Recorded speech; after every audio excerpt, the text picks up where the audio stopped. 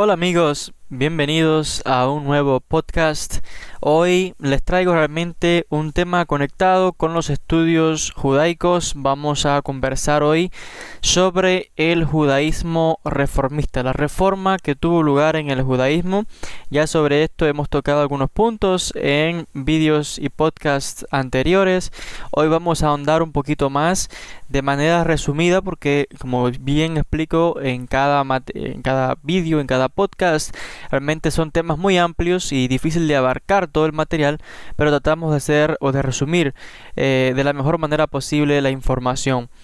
En cuanto al judaísmo reformista que surge en Alemania a principios de los 1800, primeramente como una reacción contra aquellos judíos que considerados de una manera rígida en la ortodoxia, y también como una respuesta a los cambios que tuvieron lugar en Alemania, donde un clima político más liberal permitió a los judíos que si dejaban de lado sus tradiciones y pues el estado en que se encontraba la comunidad judía y digamos que se asimilaban con la población, con sus vecinos alemanes, pues tendrían más oportunidades y les entregarían más derechos, posibilidades de estudio, de mejores carreras, trabajos, etcétera. Y lo curioso de esto es que de los tres pilares del judaísmo, Dios, la Torá y el sentido de nación de un pueblo, el judaísmo reformista alteró pues las últimas dos. Y hay que decir que de forma significativa, pues en un comienzo, y aquí hay que tener cuidado cuando hablo sobre estos temas, porque estamos hablando en el mismo comienzo, el principio, porque el mismo judaísmo reformista ha cambiado en un comienzo y ahora en la modernidad pues hay diferentes cambios. Por ello estoy hablando en el comienzo. Pues esta idea de la nación, de un pueblo, donde los judíos que se encontrasen en todo rincón del mundo formaban parte de una sola familia, este ideal fue abandonado en un comienzo por los reformadores. Estos grandes pensadores alemanes, judíos, pues vieron al judaísmo más bien como una religión, pero no sentían ningún, digamos que, conexión familiar con otros judíos en otras partes del mundo, dígase los judíos del Medio Oriente o judíos, no sé, viviendo en diferentes países, sino que más bien lo veían como simplemente una religión, pero ningún tipo de conexión familiar para nada. En el año 1840, Abraham Geiger se convirtió, y que más tarde se convertiría en uno de los rabinos reformistas probablemente más importante o uno de los más importantes. Incluso se opuso él a los esfuerzos para ayudar a los judíos de Damasco en Siria, los judíos en Siria habían sido acusados falsamente y estaban siendo perseguidos, hubo realmente masacre allí en Damasco, y este hombre se opuso a ayudar a sus hermanos precisamente por este ideal, afirmando que los judíos no eran un pueblo y que él solamente se interesaba por los judíos de Europa. Dice, y cito sus palabras textualmente: él afirmó y dijo: para mí lo más importante es que los judíos en Prusia puedan trabajar como farmacéuticos, como abogados, en vez de que toda la población judía de Asia y África pues, se salven. Aunque como ser humano simpatizo con ellos. Y aquí podemos ver la mentalidad en un comienzo de estos reformadores y de este hombre en particular. Incluso este rabino Geiger reformista más tarde incluso mostró su preocupación porque los judíos de Rumania estaban sufriendo ataques antisemíticos. No estamos, digamos que realzando los problemas de unos judíos sobre los problemas de otros. Los problemas de los judíos en el mundo entero son problemas iguales. Pero estamos viendo cómo este señor está favoreciendo a los judíos europeos de su zona que encuentren trabajos y que no tengan problemas de antisemitismo, en vez de, en este caso también, negarse a ayudar a sus hermanos de Siria, judíos de Siria que estaban falsamente acusados y perseguidos y masacrados, como fue la gran masacre que tuvo lugar en su momento en Siria, el gran pogromo que tuvo lugar en Damasco. Y estamos viendo esta primera mentalidad de este movimiento que dice el judaísmo es una religión, no es para nada un lazo familiar ni de identidad nacional para nada. los judíos que están aquí en mi país son con los que yo me preocupo, los que viven en otra zona no tengo nada que ver con ellos, puedo simpatizar, pero eso es todo. En cuanto a la Torá, la ley judía, el movimiento reformista en un comienzo hicieron cambios muy importantes en lo que tienen que ver con los servicios en la sinagoga. Este movimiento se opuso, ya les decía, a la idea de una nación, de la nación de Israel como tal, como un todo, y del nacionalismo judío. Por tanto, las oraciones que estaban en el libro de el Sidur de oraciones de los judíos en la sinagoga, es el tipo de oraciones que tenían cientos y miles de años, que hablaban del retorno de los judíos a la tierra de Santa, la tierra de Israel. Esas oraciones fueron quitadas del libro de oraciones y se agregaron oraciones que más bien tenían que ver con el país, nacionalismo alemán, oraciones que ahora eran recitadas en alemán, y el rabino, en vez de dar discursos en yiddish, que era el lenguaje común de los judíos en esta zona, pues comenzó a dar discursos en alemán. Y lo interesante de esto es que los judíos ortodoxos, que en un momento se opusieron a este movimiento, pues también con el tiempo comenzaron a dar discursos en alemán, porque el problema que los reformistas se percataron es que la gente no hablaba hebreo, no podían leer en hebreo, no entendían hebreo, pues hay que hablar en alemán, que es el lenguaje que la gente entiende. Y los ortodoxos también se dieron cuenta de esto. Lo interesante, y quiero resaltar este punto, es que todo este movimiento de la reforma ha tenido lugar dentro del grupo de los judíos Ashkenazi, los judíos de Europa, los judíos de Alemania, Rusia, Hungría, Polonia, toda esta zona. Este no es un movimiento que ha tenido lugar dentro de los judíos sefardíes, los judíos de España, Portugal, el Medio Oriente, para nada, sino que es un movimiento dentro de los judíos Ashkenazi.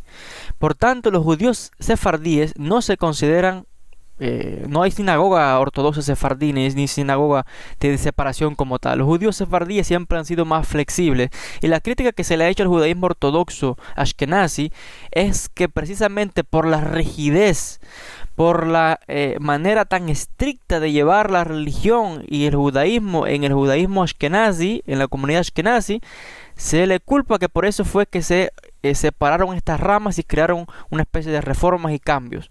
Ahora, en cambio, el judaísmo sefaradí, aunque también se apega a la Torá, hay más flexibilidad en el sentido de que bien hay judíos, por supuesto, el judaísmo tradicional, personas bien observantes de todo, la Torá, oral, escrita, todo, pero si una persona no va a la sinagoga y aunque pase tiempo sin ir, el día que regresa a la sinagoga, a esa persona no se la juzga, a esa persona no se le critica, a esa persona no se le apunta, sino que se incluye en la sinagoga, se come junto con tal persona, se llama al estudio de la Torá y se le da bienvenida como un hermano más. Y esta es la flexibilidad que hay en la comunidad sefaradí. Y en cambio, hay otras reglas y medidas estrictas en el judaísmo ashkenazi, personas que causaron, digamos, que esta ruptura y esta reforma que ha tenido lugar, enfatizo otra vez, en la comunidad ashkenazi, no en la comunidad sefaradí. En cuanto a esto, aunque también quiero decir aquí que en el tiempo moderno, varias comunidades sefardíes también se han puesto bien estrictas y ahora parece más bien mostrar quién es más duro o quién es más fuerte en tanto ashkenazi como sefaradí. Muy interesante esto, que ahora aquí es el que es más riguroso en la observancia. No sé qué pasará más adelante, pero es la realidad que estamos experimentando, que estamos viendo ahora.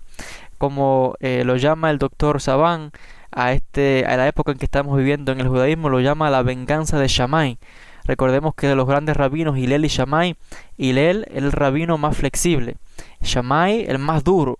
Y lo que vemos que aunque el judaísmo ha seguido la línea de Hillel, en el tiempo moderno, lo que nos encontramos ahora es a ver quién es más duro, quién es más fuerte, quién se apega más, quién se viste más de negro, quién se pone los sombreros más grandes, quién se viste con realmente vestimentas ashkenazi que los sefaradíes también han adoptado ahora. Realmente complicado todos estos temas dentro del judaísmo.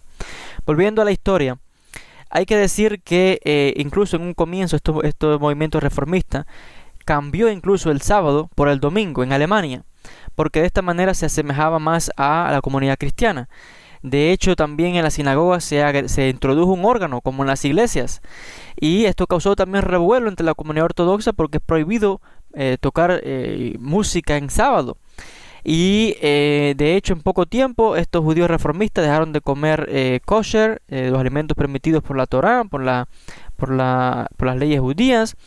Incluso crearon movimientos para abolir la circuncisión, que es el signo del judío, del monoteísta. Y por tanto, comenzaron a llamar a aquellos, los mismos rabinos, como el rabino Geiger, llamó a la circuncisión como un rito sangriento y bárbaro. Y ya les decía, cambiaron mucho el sábado por el domingo, etcétera, etcétera. También hay que decir que los servicios en la sinagoga pues se hicieron más cortos. También pues ya les decía que se comienza a enfatizar la importancia de aprender otros idiomas y dejar de utilizar el hebreo. Incluso citando las palabras de este rabino de Alemania, donde él dijo en una ocasión: el lenguaje santo en el que Dios entregó la Torá, la ley, a nuestros padres en el pasado, eso fue en el pasado. Pero 7 veces más santo es para nosotros el idioma alemán de nuestro rey hoy en día, en el que proclama las leyes. Y la crítica que se le hizo a estos reformistas es que les enseñaban a sus hijos otros idiomas, no sé, alemán, francés, latín, entre otros, en vez de enseñarle el lenguaje del pueblo de Israel, el hebreo. Y la crítica que le hicieron fue que cómo es posible que le enseñasen los lenguajes de otras naciones y no le enseñaran el mismo lenguaje de la nación, del pueblo, que es el hebreo. En cuanto a la creencia en un único Dios, pues el movimiento reformista sí mantuvo, por supuesto, la idea tradicional del monoteísmo de un solo Dios, por supuesto, pero de un monoteísmo ético. Se enfatizó más bien el mirar no al Talmud, que tiene que ver más con asuntos rituales, sino más bien al texto de la Torá, a los profetas, que tienen más que ver con el monoteísmo ético del comportamiento de las personas, de llevar una vida ejemplar. Y sobre esto lo preservó el movimiento reformista. Y aunque admitieron que en su momento la ideología, el mensaje del Talmud tuvo significancia para esa época, en ese tiempo, el famoso rabino Samuel Holheim dijo que ahora, en el tiempo actual, él hablaba de una ideología superior en su tiempo, y una ideología superior a la ideología del Talmud. Ahora hay que decir algo, y es que esto fue en un comienzo. El movimiento reformista, o los movimientos reformistas, porque han surgido tantas ramas aquí y allá, y muchas son similares, otras difieren. Hay que decir que en la actualidad muchas de estas cosas que yo he mencionado pues no se siguen.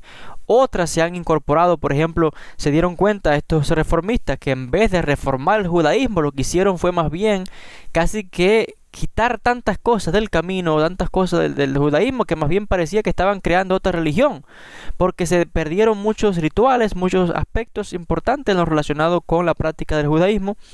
Y incluso en el tiempo moderno, algunos de los reformistas actuales se han percatado más bien de la importancia de volver a traer de vuelta ciertas cosas en los servicios en la sinagoga que son intrínsecamente judías y que no se pueden abandonar, y que más bien se abandonaron en el paso del tiempo en este tipo de reforma, que más bien se acercaba, y algunos lo criticaban. La crítica que le hacen a los reformistas es que en un comienzo aquello parecía más bien, ya les decía, o que estaban creando una nueva religión, o que estaban acercándose más al cristianismo, o no se sabía que aquello. Porque aquí hay digamos que ambas tendencias, ¿no? Los que favorecen esta reforma y están aquellos que se oponen a esta reforma.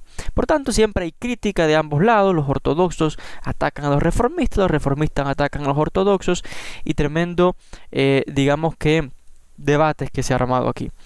Ahora, ya les decía, tal vez algunos de ustedes que me están escuchando sean quizás tal vez judíos reformistas y tendrán pues conocimiento de primera mano de estos temas. Yo solamente estoy tratando de resumir lo que ocurrió con este movimiento en un comienzo, y que hoy día, ya les decía, esto requiere más explicación y análisis, porque son diferentes movimientos con diferentes cosas que se han vuelto a integrar, otras que se rechazan, otras que se aceptan, pero es un tema quizá para otro vídeo. Solamente estoy tratando de explicar no de criticar ni al movimiento reformista, ni defender a los ortodoxos, ni viceversa. Estoy explicando un punto de algo que tuvo lugar en la historia dentro de la comunidad judía y tratando de arrojar un poco más de luz. Aquellos que quizás quieran dejar un comentario o quieran aportar más al respecto, pues son bienvenidos para el beneficio de los oyentes. Hasta aquí con el podcast de hoy. Les agradezco a todos por la atención. En próximos podcasts, en próximos vídeos, vamos a hablar sobre esta masacre que les mencioné que tuvo lugar en Damasco, en Siria, la comunidad sefardí de allí, en el año 1840. Hablaremos de rabinos importantes como el rabino Rafael Hirsch, con la nueva ortodoxia. Hablaremos de los diferentes movimientos de la ética del judaísmo, de familias importantes como los Rothschilds, entre otros. Hasta aquí con este encuentro para el día de hoy. Les envío un gran saludo a todos y hasta un próximo podcast.